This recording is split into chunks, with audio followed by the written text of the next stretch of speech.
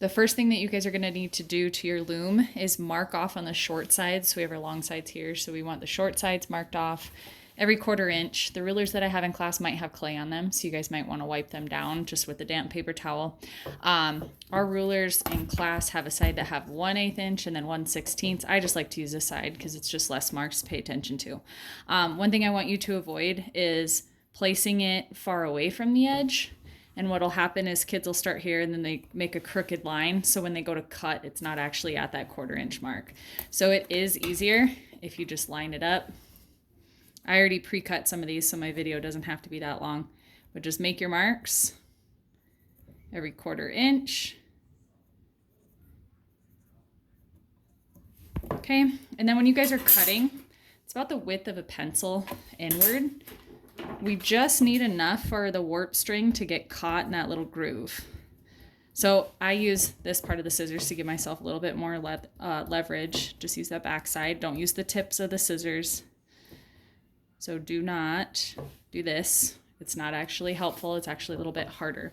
So like I said, I pre-cut, so I have my marks cut here and here.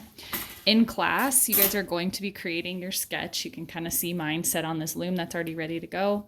And then our warp strings should actually line up. I know it might be kind of hard to see on this video. They should actually line up with our template that you guys are going to be using. So when we put on our warp strings, we actually want to glue this paper down first. I don't have an extra one right now, so I'm just going to show you guys how to thread the warp string. And it is a little bit easier to see without that sketch on it and better to understand for instructions. So when you have that sketch on there, you'll want to make sure that these threads are going in vertical, but we can't cut a piece off of our warp thread. So you're actually going to go from the spool. You guys will be taking turns doing this. So I want to make sure that I'm going vertical, straight up and down, making sure that it's parallel with the side. And I actually do wrap it all the way around. Leave this tail. That's fine. We're going to end up tying it. I know in the video it talked about taping it, but with our school grade tape, I just don't trust that to actually hold it. So I'm just wrapping around. I'm keeping it tight enough that I'm not warping the board, not making it bend, but tight enough that it's almost like a little guitar. It will make some noise. And then make sure it goes all the way down. If I accidentally catch an edge like this and it doesn't go all the way down, and then later on I pull on it, it's going to loosen up your warp threads.